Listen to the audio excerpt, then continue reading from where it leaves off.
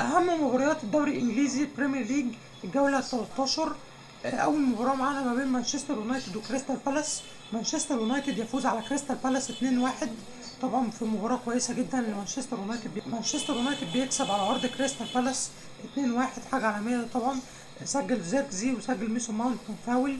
وطبعا بالمناسبه يعني برونو فرنانديش عالمي جدا بيعمل اسيستين، ففوز اليونايتد فوز مهم جدا في البريمير ليج بالنسبه لمانشستر يونايتد. المباراه الثانيه معانا ما بين ليفربول وويست هام يونايتد. ليفربول يفوز على ويست هام 2-0.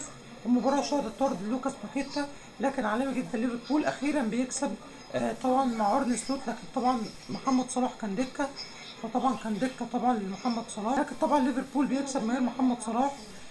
طبعا ويست هام برضه فرقه مش قويه، فرقه ضعيفه. سجل طبعا الكسندر ايزاك وكودي ياكبو. فوز الريدز بعد غياب طبعا في البريمير ليج. ثالث مباراه معانا ما بين مانشستر سيتي وليدز يونايتد. مانشستر سيتي يفوز على ليدز يونايتد 3-2. سجل طبعا فيل فودن بيسجل هدفين.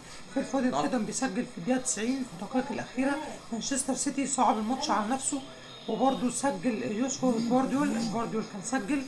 فطبعا فوز السيتي وفوز الريدز وفوز مانشستر يونايتد من البريمير ليج جوله 13.